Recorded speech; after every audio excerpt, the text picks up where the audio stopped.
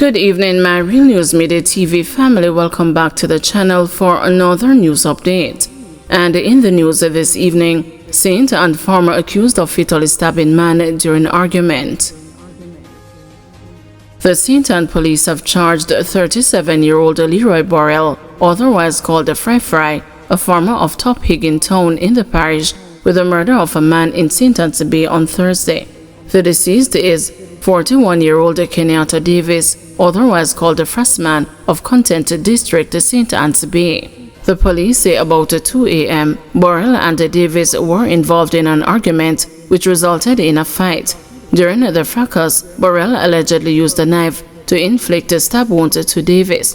The police were alerted, and upon their arrival, Davis was seen lying face down on the ground in a pool of blood. The scene was processed and the body was removed to the morgue. An investigation was launched and Borrell was arrested. He was charged on Saturday after he was interviewed in the presence of his attorney. The police say his court date has not been finalized.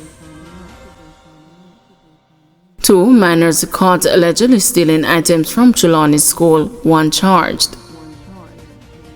The Trelawney police have charged a 14-year-old girl with housebreaking and larceny following an incident at a primary school in Wakefield in the parish on Saturday. The Falmouth police say about 1:40 a.m. a team was on patrol when strange activities were observed on the school compound, and the members went to investigate. During their investigation, 2 minors were reportedly seen forcing open a classroom window and entering the building. The police say they were further seen leaving the building with items such as a standing fan, hardcover notebooks, 2 cases of pencils and juices. They were subsequently taken into custody and their guardians were contacted. Following an investigation, the girl was charged, while the minor is to be placed before the court as a child in need of care and protection. 8-year-old girl among 3 killed in Clarendon crash. The victims of Saturday's motor vehicle collision along Salt River Road in Clarendon have been identified. They are 8-year-old Samoya Miranda, a grade 3 student of Marley Mount Primary and Infant School in Old Harbour, St. Catherine, her mother, Princess Simmons, and Frederick Reed, a 46-year-old electrician of a Salt River District address. According to reports, the victims were traveling in a motor car which collided with a truck along the roadway. The police say the circumstances of the crash are still being investigated. The tragic incident has left the community in mourning. 2 men freed of ammunition possession charge. The Crown has withdrawn its case against the 2 St. Catherine men charged with unauthorized possession of ammunition. Anthony Johnson and Johnny Martin were charged after the police allegedly seized 2 rounds of ammunition from them. It was alleged that in June 2024, the police conducted a search at a premises in Gordon Pen, St. Catherine, when the 2 illegal rounds were found. However, on Friday, Acting Senior Parish Court Judge Janelle Nelson Gale was told in the St. Catherine Parish Court that the Crown could not establish a prima facie case against the men. The Crown would have a challenge to prove control of the rounds by the defendants, the clerk of court said. The matter was subsequently withdrawn due to insufficient evidence. Former PNP representative Christopher French switches to JLP. Christopher French, who represented the People's National Party in the Alexandra Division in St. Anne in last year's local government elections, has switched allegiance to the Jamaica Labour Party. French was introduced as the JLP's newest member at a party meeting in Clarendon Northwestern on Saturday evening by Member of Parliament for St. Anne Southwestern Xavier Main. Shouting "Shower Labour rights" to a jubilant crowd, French declared, "Aya so nice. Aya so with it. I have come to have so much respect for Mr. Main. So much respect for Mr. Main. When I made up my mind, it wasn't no hard thing, because the love was shared. The love was there. This morning when I got up, I said to myself, it's a lot of vision. It's now time for the mission. The mission to continue in Southwest St. Anne. The mission to continue in Jamaica," he said. French was then splashed with water from a bottle by Maine. French was defeated in the 2024 local government elections by the Jamaica Labour Party's Rowan Davidson, who received 1,806 votes to his 739.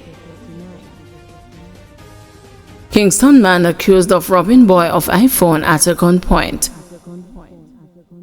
A laborer has been charged with robbery with aggravation following an incident at the intersection of Burke and the Port Henderson roads in Spanish Town, St. Catherine on Saturday. Javon Richards, 27, of a Kingston address, was charged after reports were made to the Spanish Town police. It is reported that about 10:30 a.m., a boy was walking along Burke Road when Richards and another man approached him. The men engaged the boy in a conversation during which Richards pulled a firearm and demanded the properties of the boy. The boy, in fear for his life, gave his iPhone 11, valued at $48,000, to Richards. After an investigation, Richards was arrested. He was then placed on an identification parade where he was positively identified. His court date has not been finalized. Richards' alleged accomplice is currently being sought by the police. Man killed in gun attack in Doheny Park. The police are probing the shooting death of a Jamaican American during an attack in Doheny Park, St. Andrew on Saturday night. The victim has been identified as Leonard Williams of Norfolk, Virginia, and Aberville Avenue, Kingston 20. Reports are that about 9:30 p.m., Williams was shot and injured by unknown assailants along Aberville Avenue. He was assisted to the Kingston Public Hospital, where he died from injuries received. No motive has been established in Williams' death. The Hunts Bay Criminal Investigations Branch is probing the matter. Crawford labels school bus system untargeted, proposes deep rural solution.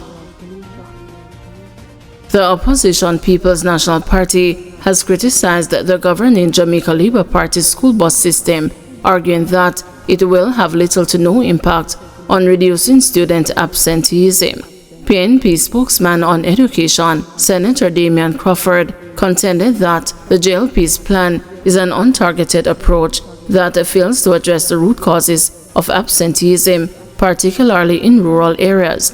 Absenteeism in the education context often relates when parents do not send their children to school, primarily due to poverty.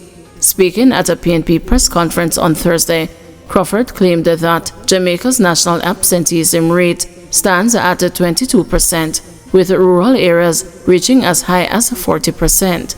The education system needs a structural overhaul.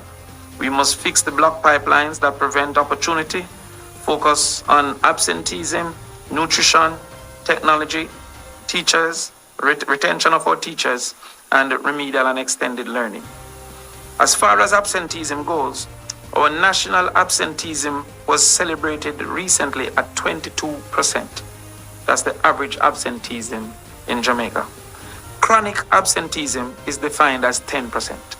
So global definition of chronic absenteeism likely to have grave impact on education outcomes is at 10%. We recently celebrated a return to pre-COVID levels at 22%. Rural areas are up to 40%. No matter how much reading you mandate in school, an absent student cannot achieve the benefits. What are some of the causes?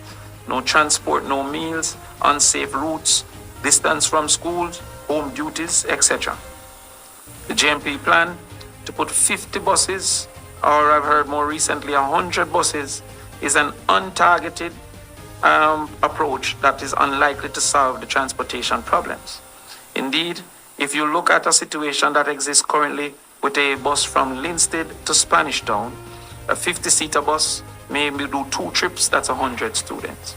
There's no targeting of who is most in need, and there's no method of suggesting that it can be for the general persons coming from the interlands. And so from Linstead to Spanish Town speaks nothing of persons coming from Ty Dixon, which is the spokes of the communities, or coming from up in Wandibolas, etc. So this area that moves from central hub to central hub have no impact on the students coming from the interlands of our society, which are the most impacted by absenteeism.